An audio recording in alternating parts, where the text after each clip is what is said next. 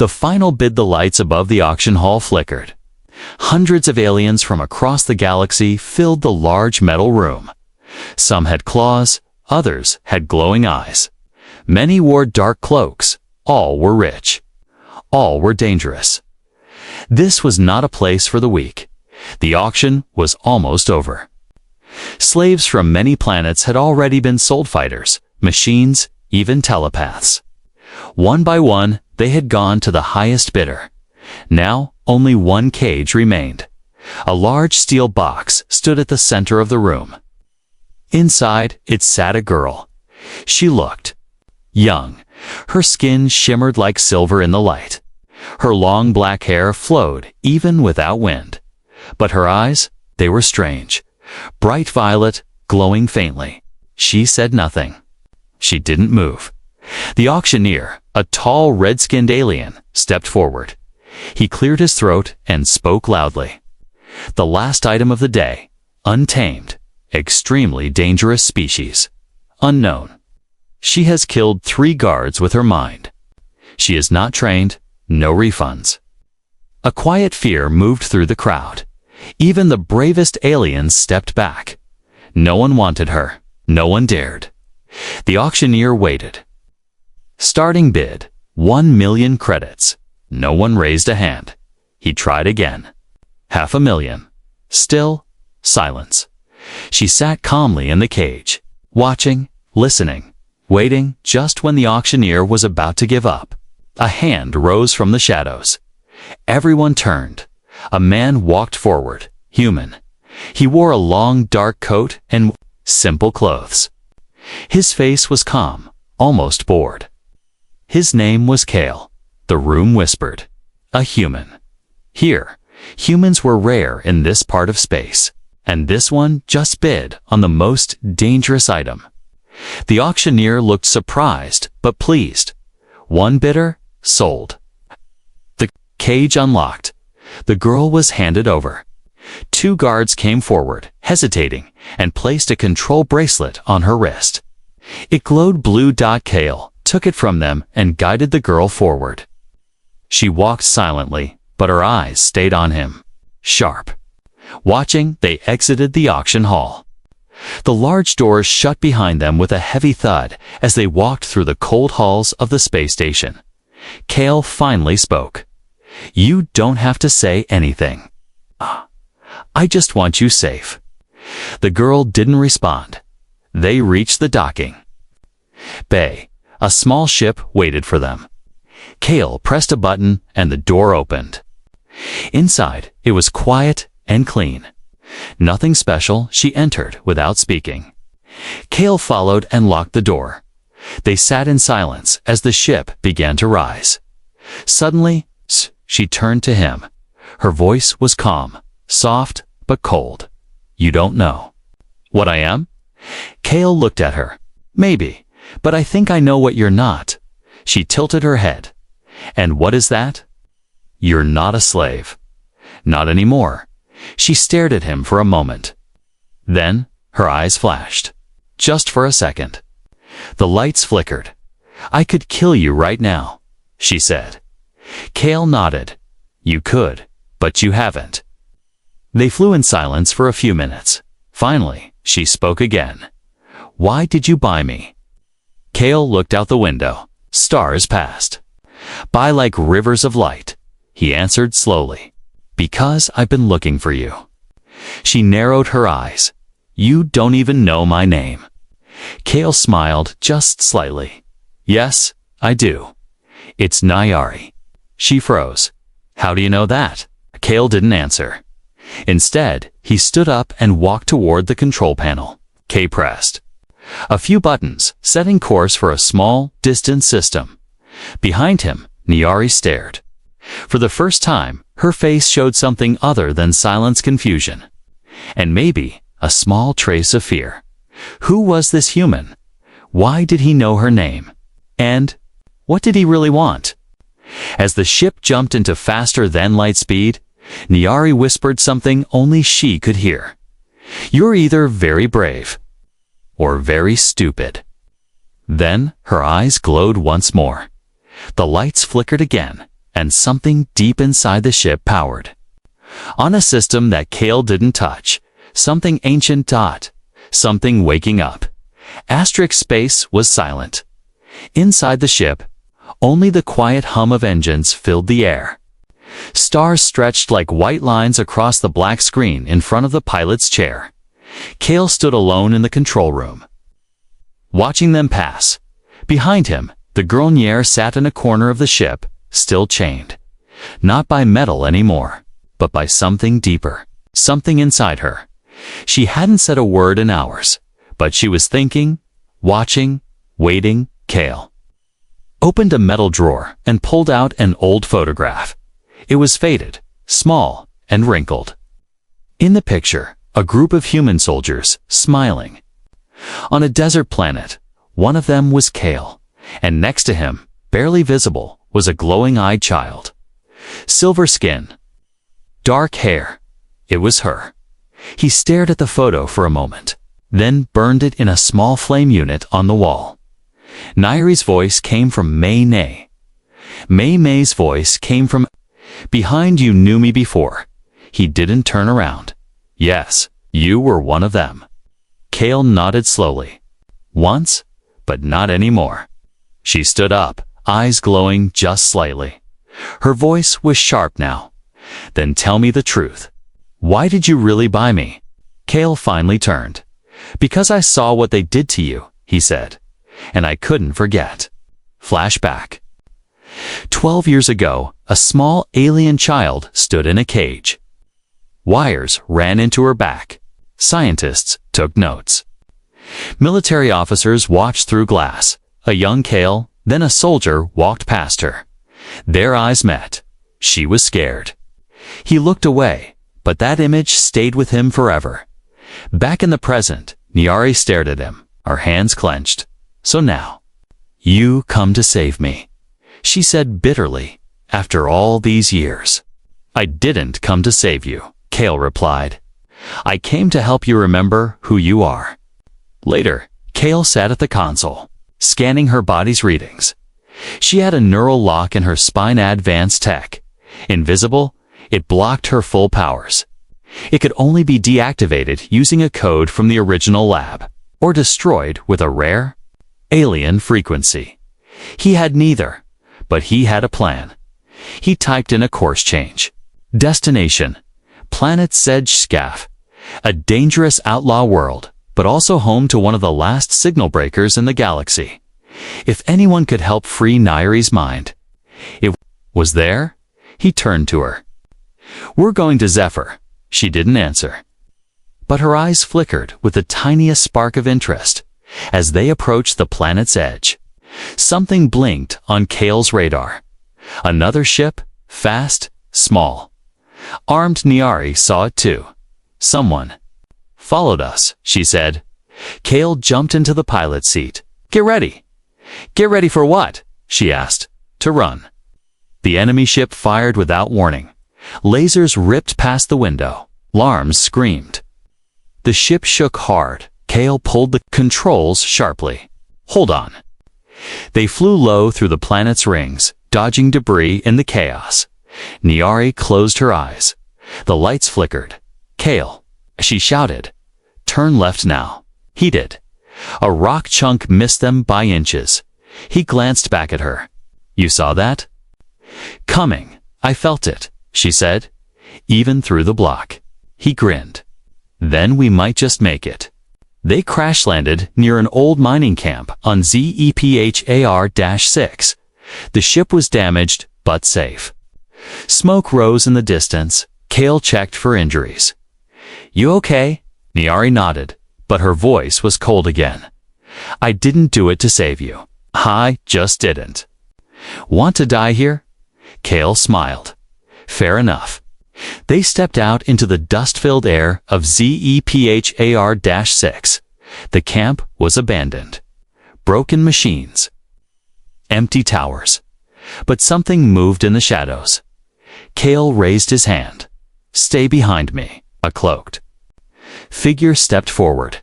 A long tail swung behind him. Human, the figure said. You're either brave or very stupid. Kale lowered his weapon. I'm here to see the breaker. The creature tilted his head. She's not easy to find. Kale gestured toward Nyeri. She's not easy to chain. The creature looked at Nyeri and backed away slowly. He had seen her kind before, but only once, and he still had the scars.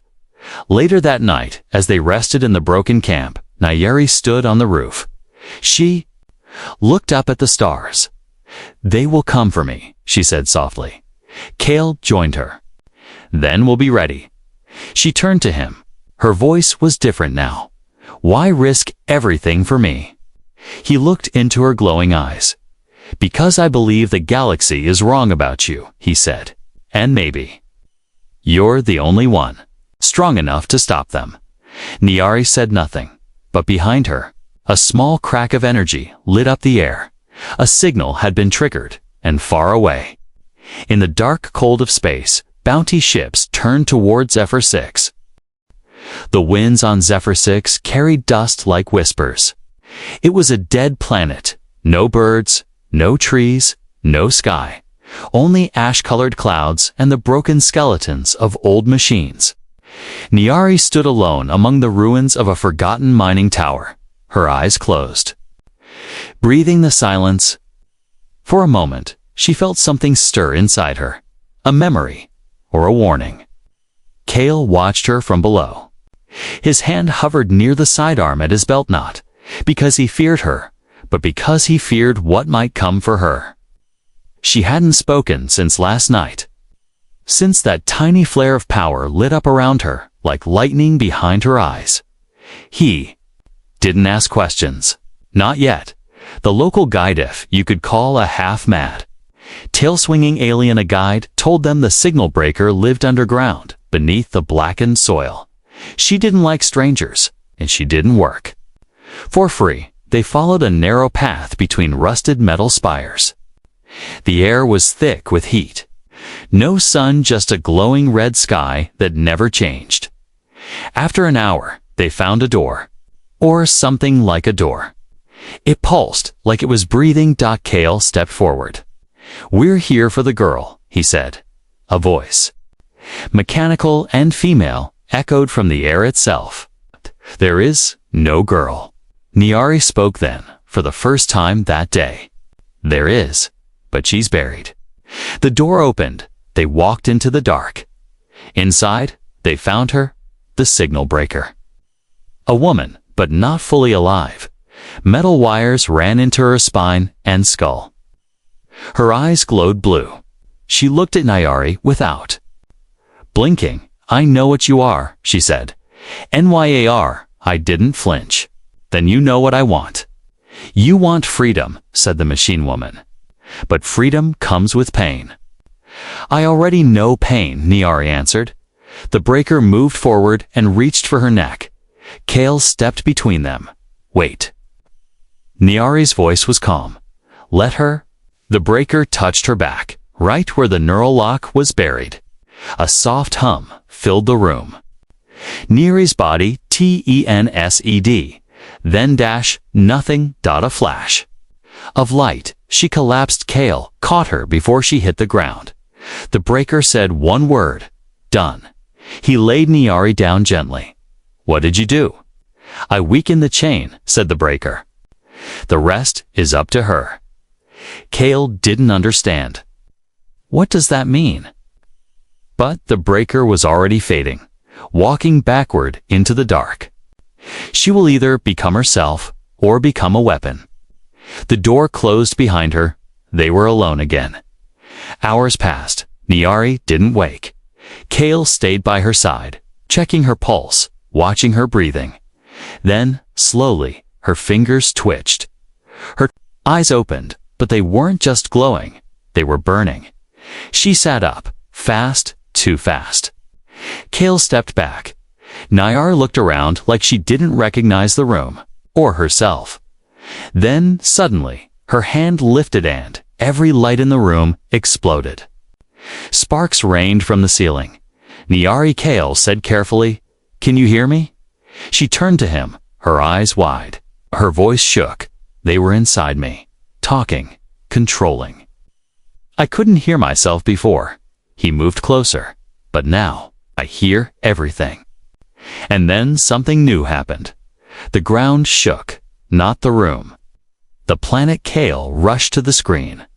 A storm, huge and black, was forming on the horizon. "Did you do that?" he asked. Nairi's face was pale. "I didn't mean to." The storm spun faster. Kale turned to her. "We need to leave." "I don't think I can stop it," she whispered. The door behind them burst open. 3 bounty hunters entered, heavily armed, alien faces, masked and cold. "We've come for the girl," one said. Nair stood. Her hair floated upward. The floor cracked beneath her feet. "No," she said. "You came for the wrong one." A wave of invisible energy knocked all 3 hunters into the wall. Their weapons shattered. Their bodies didn't move. Nairi fell to her knees. Gasping, Kale ran to her. "You need to control it." "I can't. It's too much." He grabbed her arms. Then we learned together. Outside, the storm reached the sky, swallowing the horizon in black wind. The planet groaned. The neural block was broken, and so was the silence inside her, far above. In orbit, dozens of red dots appeared on enemy radar screens. Fleet Command had found her, and they were coming. Hard, fast, and armed for war. Asterisk, the first sound was a whisper, not from a person, but from space itself. A low hum, like the breath of a predator. Ships, sleek, silent, and deadly, sliding into orbit above Zephyr 6 like shadows preparing to strike. Inside the broken mining tower, Kale watched the radar screen. Dots multiplied. Red, aggressive. No. Response to hails. No delay. No warning. "They're here," he said. NYARI stood behind him, silent. Her face was pale, but her eyes held the same wild glow that had cracked the walls yesterday. Her breath was steady, but something inside her had changed. Power didn't just flow through her anymore, it leaked. She didn't ask who they were. She already knew. The ones who had built the cage. The ones who sold her mind piece by piece. The ones who marked her species as dangerous, destroyed -on-site. Kale turned. "We have maybe 20 minutes. If that, then we run," she said, calm but cold. He shook his head. "They'll track the ship before we can break orbit." Nairi's gaze moved toward the storm outside. The sky still boiled from her earlier outburst. Thick clouds spinning like a warning sign to the stars. "They're not coming to capture me," she said. "They're coming to erase me." Kale checked the ship's fuel cells. "We still have an option. The smuggler tunnels under the planet, maybe they still work. You think I should hide?" she asked, voice almost amused. "I think you should survive," Kale said. "There's a difference." Nairi said nothing. Outside, a beam of red light pierced the sky. A signal, a scan.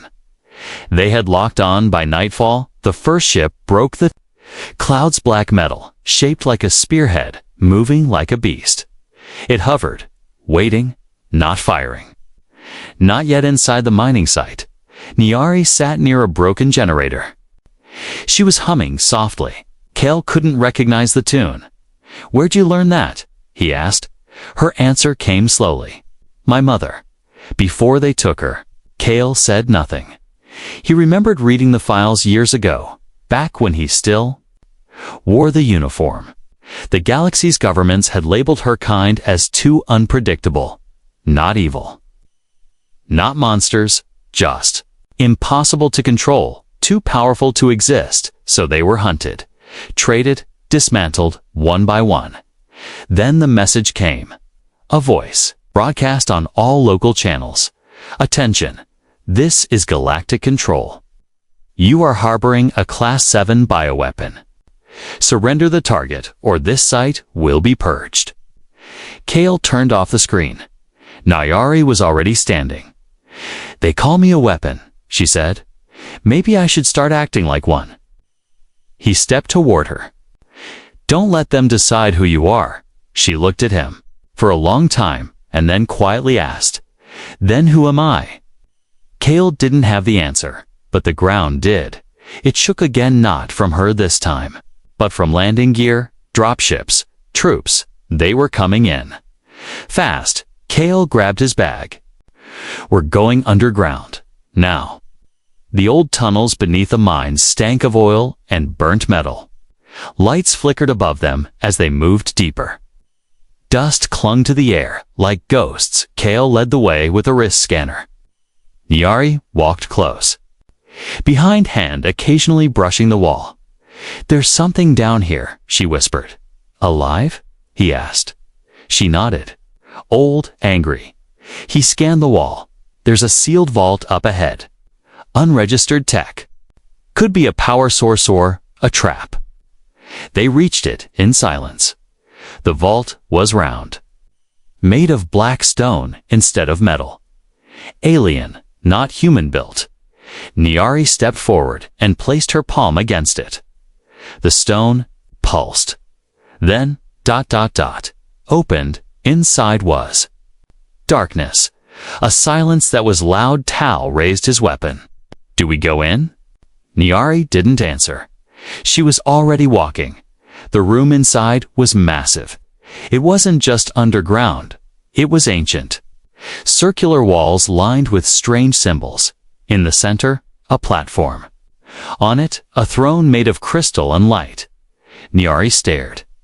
I've seen this place, she said. Kale looked confused. When? In my dreams. She walked to the platform and placed both hands on the throne. It reacted. Light surged up her arms. Not burning dash, accepting something in the air, changed. Like the planet itself had taken a breath, Kale watched, stunned. What is this place? He asked, Nair. I looked over her shoulder. It's not just a mine, she said softly. It's a memory. Above ground, the Galactic Control Commander received a sudden signal, a massive energy spike, unknown origin. Then, silence, no readings, just blackness, like the planet had. Disappeared, he stood slowly and whispered to his crew, send the whole fleet, because whatever just woke up wasn't human, wasn't friendly, and wasn't going to stay quiet. Smoke curled through the cracks in the earth like fingers reaching for the sky. The surface of Zephyr 6 was no longer still, trembled quietly. Like something ancient was breathing just beneath the soil bare below, where light couldn't reach. Nyari sat motionless on the crystal throne. Her eyes were open, glowing softly now, like twin stars. Around her, the symbols on the walls pulsed once every few seconds. Like a heartbeat, Kale didn't know whether to feel awe or fear. He had seen powerful beings before. He had fought alongside cyborgs, bioweapons, even machines that thought they were gods. But this was different. Nyari wasn't just powerful now. She was connected. You're not the same, he said. Her voice came back slower than usual, quieter, like it was echoing through layers of thought. No, I remember things now, not just my life, my kind, my world. She looked up, her gaze far away. They didn't make us weapons. They woke us up too early. We were never meant for war. Kale stepped closer. Then why are they still hunting you? Nyari's smile was bitter. Because they're afraid I'll finish waking up. He wanted to ask more, but the ground above them answered first. A boom, then another. Shock waves cracked the stone. Dust fell from the ceiling. Kale checked his wrist monitor. They've started bombing the surface. Grid pattern. They're going to collapse the tunnels. Nyar didn't move. We need to go, he said urgently. Still, she sat. Kale, she whispered, there's something you need to see. The throne flared with light, and suddenly he wasn't in the tunnel anymore. He stood in a field of red grass. Under a purple sky, twin moons hung above him. Wind moved slowly across the land, like a sigh. Ahead, a city floated, yes, floated in. The air, not metal, not stone, light, pure and beautiful. Beside him, Nyari stood barefoot, younger, laughing. Her eyes sparkled, not with power, but joy. "This was our world," her voice said beside him. "Before the humans came. Before the fear." Kale turned. "Why are you showing me this?" "Because you need to know what they took," she said. "And what you helped destroy." He felt it then, jilt, heavy and sharp. He'd worn the uniform. He'd followed the orders. Maybe he hadn't fired the shot, but he'd stood by. The vision shattered. They were back in the chamber. The ground shook harder now. Part of the ceiling caved in. Kale shielded her from falling debris. Enough memories. "We have to move." Nyari finally stood, and the throne dimmed behind her. Outside, the ship was gone, buried under stone and fire. But something else waited at the edge of the valley. A dropship, open, running. Not there's Kale, Squinted. Two figures stood in front of it. Armed and armored. Hunters. The one in front removed his helmet. Kale froze. "I know him," he whispered. The man's face was scarred, cold, and precise. His name was Commander Brontha, same man who had led the raid on Nyri's planet years ago. The man who called her kind liabilities in need of containment. Bran raised a megaphone. "Human soldier, stand down. The girl is not your mission. She's a galactic threat. Hand her over, and we'll let you walk." Kale looked at Nyra. Her hands were at her sides. No glowing, no power. But her voice carried like thunder. "You came all this way for me, Bran." He didn't blink. "You were never supposed to live." Nyari stepped forward. "Then let me show you what living looks like." Kale grabbed her arm. "We're not ready. You're not ready." She turned to him. "You saw my world, Kale. You saw what they destroyed." "I did," he said. "Then stand with me now." For a second, silence. Then Kale dropped his weapon and stood beside her. Brand gave the signal. The hunters raised their rifles. Kale whispered, "Now would be a great time for a miracle." Chire didn't answer. She raised one hand, closed her eyes, and the sky cracked open. Not lightning, not flame, but memory. A wave of energy. A wave of energy. A wave of energy. A wave of energy.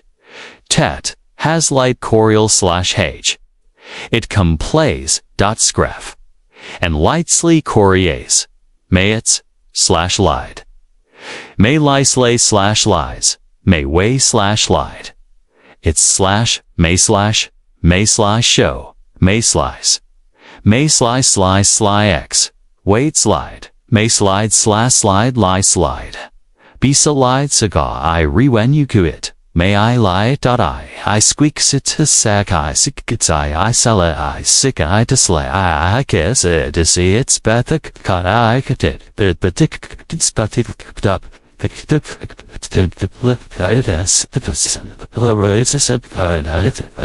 Bright, living history poured from her body like a storm. The red grass, the floating cities. The ancient light of her people, it all filled the valley like a second dawn. The soldiers froze. Their weapons overheated. Bran dropped to his knees. Blind from the light, Kale watched in silence, and in that moment he knew this wasn't a battle. This was a beginning, but beginnings always come with a price, and above them, far beyond the clouds, something even darker had noticed her. Awakening, something that didn't send soldiers. It sent extinction. *, the message traveled faster than light. skipping across satellites, relay towers, and deep space nodes. It wasn't meant for the public. It wasn't even coded. It didn't need to be. Subject Nyari has breached Level 7 containment. Energy class, unknown. Initiate protocol, Black Root. Full erasure. No name, no reason. Just orders. Somewhere in deep space, a silent ship stirred. It had no crew. No windows. Just a black hull made of something older than metal. It turned slowly, then vanished into jump space destination. ZEPHAR-6, back on the ruined planet.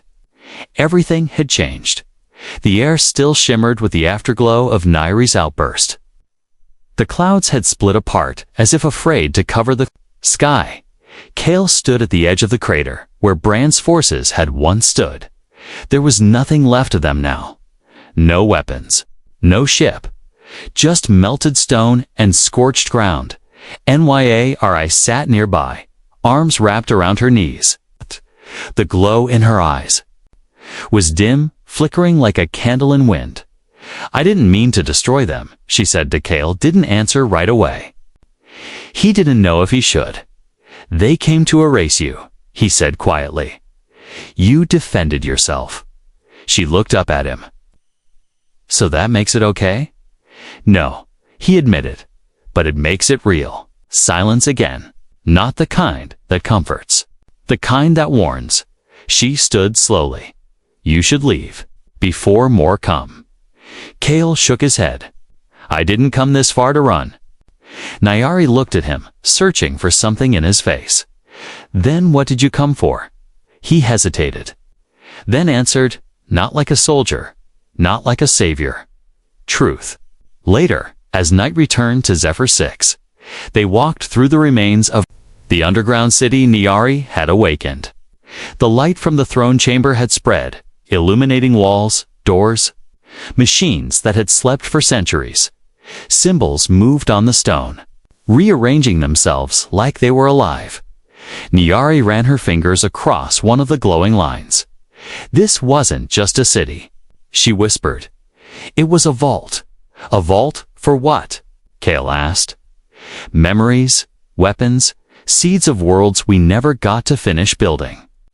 She touched a symbol, and a panel opened. Inside, a small sphere, pulsing blue. She picked it up. It floated in her palm. I think this is what they really want, she said. Kale leaned closer. What is it? I don't know, she said. But I think it listens. The sphere pulsed. Once, then again. And Kale heard something. Not a voice in emotion, fear, above the planet. The black ship arrived. It made no sound. It did not ask questions. It opened, and from its dark belly, something dropped. Narrow pod, sharp and sleek. It pierced the sky. It aimed for the city, and it was not empty. Or I felt it before the alarms went off. Something ancient, cold, hungry. She grabbed Kale's arm. Run. They didn't wait up through the stone corridors, back into the open air. The stars had gone blocked out by something descending. Something vast and wrong. The pod struck the ground like a knife, and from it rose a being wrapped in black armor, smoke curling from its joints. It had no face, just a smooth helmet with a red slit across it. It turned toward Nyari, didn't speak, and began to walk. Kale pulled his weapon. Don't. She said, I'm not letting it near you. You're not strong enough. Kale smiled grimly. I know. Then he raised his gun and fired anyway. The blast hit the creature's chest, then vanished like water on fire. The creature raised one hand, and Kale was flung backward through the air, smashing into the ground. Nyari screamed, but the scream wasn't human.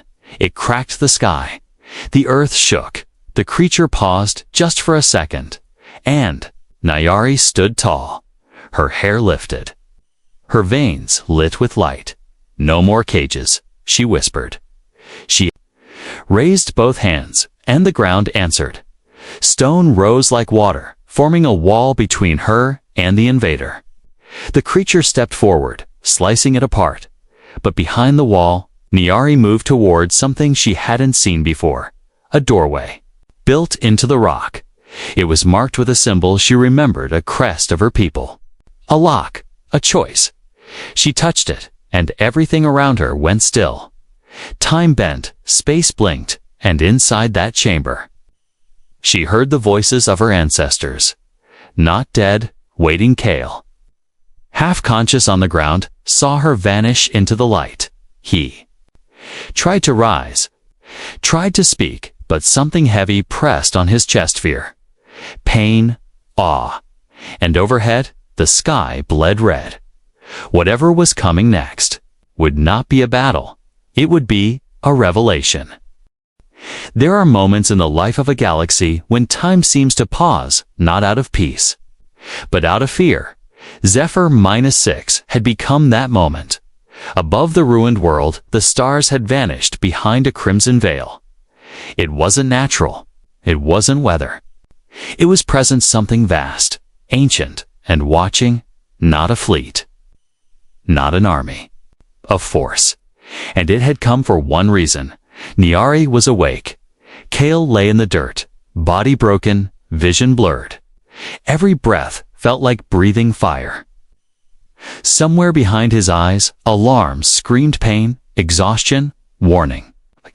But none of it mattered, because he saw her, not Nyari as she was when he bought her, not the chained girl in the cage. This was someone else, or maybe this was who she had always been. She floated above the ground, light pulsing from her skin like waves through water. Her eyes glowed white, no, not bright, not loud, just endless. She wasn't shouting. She didn't need to. The world was listening.